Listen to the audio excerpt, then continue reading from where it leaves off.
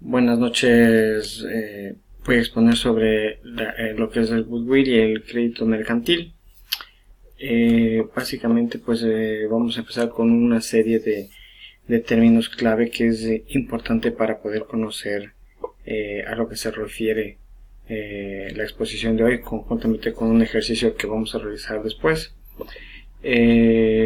Vamos a tratar los términos como, por ejemplo, acciones comunes, que son títulos que la empresa emite a cambio de riesgos, y los accionistas son los que tienen generalmente un mayor rendimiento que los accionistas preferentes. O sea, las acciones comunes son las que tienen más riesgo, y esto está reflejado en que el accionista es el que pone el dinero y es el que con este capital va a afrontar, va a perderlo, básicamente. Es diferente a una acción preferente, que es, como veremos en el siguiente término, es como una forma de deuda que se genera que genera ciertos créditos, ciertos rendimientos en base a proyectos, no al conjunto de la operación de la empresa que está adquiriendo esta deuda, digámoslo así. Lo que son las acciones preferentes, como bien decía, son aquellas que se vinculan o se parecen mucho es una nueva forma de deuda, ¿no? Básicamente tienen prioridad en ciertos proyectos, tienen una prioridad de pago frente a las acciones comunes. Sin embargo, estas acciones preferentes solamente tienen un rendimiento de acuerdo a ciertos proyectos. Es decir, una empresa vende acciones preferentes para construir, digamos, un galpón que necesitan. Entonces es sobre el rendimiento de la inversión que están haciendo. También tenemos lo que es la utilidad futura, que es la ganancia después de trabajadores e impuestos. Es la utilidad neta futura. O sea, se tiene que descontar todo lo que son la participación a trabajadores y el impuesto a la renta. La utilidad neta por acción es el dividendo por cada acción ordinaria. La utilidad neta futura actualizada es la actualidad futura que vimos anteriormente, actualizada presente. Estos dos términos hay que manejarlos muy bien porque es con el ejercicio que vamos a explicar el día de ahora. La tasa nominal con riesgo es la tasa de una inversión, que es la tasa que una inversión supone. Es decir, existe el supuesto esperado de que una tasa pueda variar. Es decir, es la tasa que existe cuando estamos calculando un proyecto, un determinado riesgo, digamos. O sea, es una tasa que está vinculada con una inversión que tiene un riesgo en el cual se le expone al accionista o al inversor, pero generalmente esto va a variar. No tiene, en teoría se le puede dar un valor, una oscilación de rentabilidad, pero puede variar, no es exacto. El rendimiento esperado es la ganancia que se espera de una inversión. El goodwill es un activo intangible, que es algo que no es palpable y que un negocio tiene. Es decir, el servicio, la satisfacción, la calidad, digamos, no se pueden poner en números, pero es una marca, o es una característica del servicio que le permite tener rentabilidad, ¿no? Que le permite tener ventas, por el cual el cliente vuelve a consumir.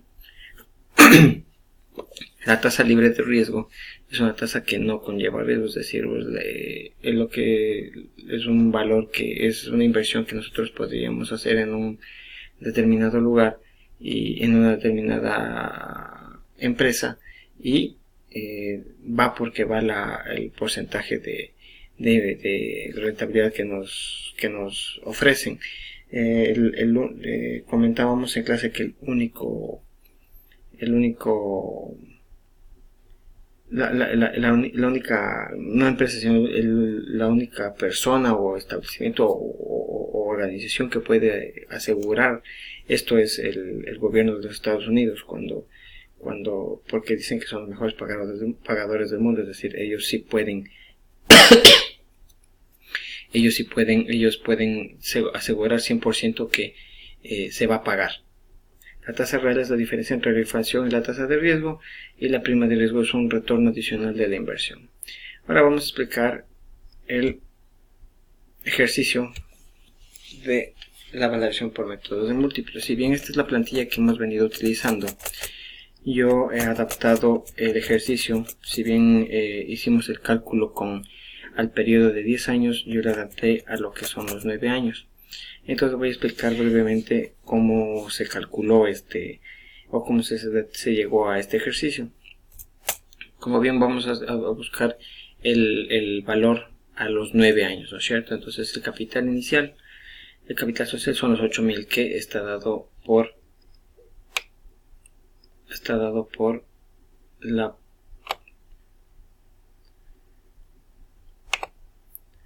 dado en el BG, perdón, tenía que mover.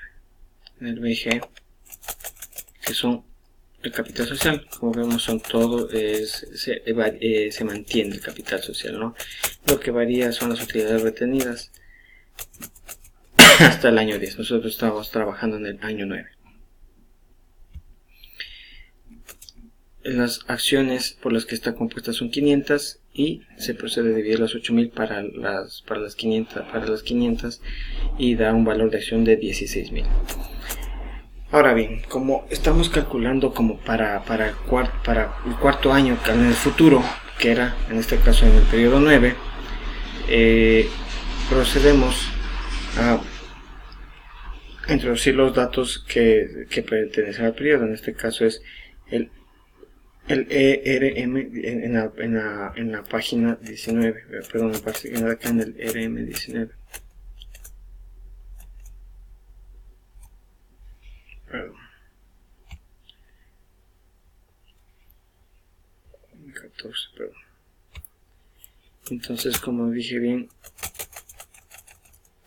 tomamos la utilidad neta del año 9, que son 82.677, y también hacemos consideramos el costo promedio del capital ponderado para el mismo periodo, sumado 1, ¿no es cierto? Entonces sería el costo promedio de L37.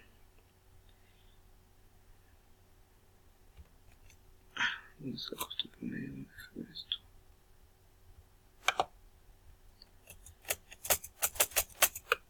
Este es el que estamos utilizando, 10,02 más 1, que da 1,02. Se procede a calcular la utilidad descontada, que es el valor presente del valor futuro que estamos poniendo acá, que son 82.000, considerando que son 4 periodos nada más. Le vamos a la cuarta. Entonces la utilidad descontada al año 9 son 56.423. Estos 56.423 procedemos a dividir de las 500 acciones y vamos a obtener un precio por acción de $113.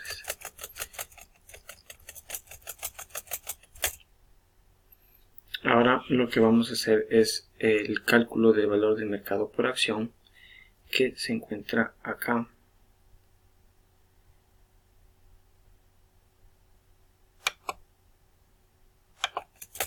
Que son estos dos valores de acá, que es la suma de lo que es el capital más las utilidades retenidas. En este caso son 433.221, y lo dividimos para el número de acciones.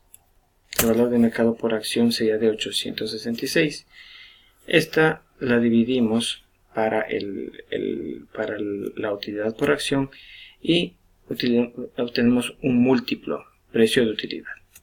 Este múltiplo multiplicamos por los 56.423 que obtuvimos de traer a valor presente la utilidad neta del año 9, y nos da que el valor de la empresa en el año número 9 es de 433.231, es decir, es un valor que yo debería pagar para que la empresa para comprar la empresa con las miras a las utilidades que tiene. Recordemos que una empresa se debe pagar no en base a los flujos ni a las utilidades que proyectó en el pasado, ya que puede el producto o la empresa o la industria haber alcanzado el periodo de crecimiento, de maduración, y puede estar en caída la industria. Entonces eso quiere decir que durante periodos anteriores nosotros tuvimos utilidades bastante atractivas, pero el mercado se está estancando o el mercado está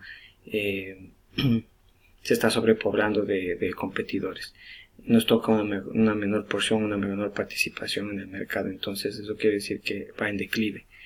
Entonces no será atractivo invertir. Siempre hay que tomar en cuenta este tipo de consideraciones como para saber si invertimos. Si bien los capitales, las utilidades fueron atractivas en el pasado, hay que verificar si la proyección está bien establecida en base al mercado. Bueno, esa es mi exposición. Muchas gracias por su atención.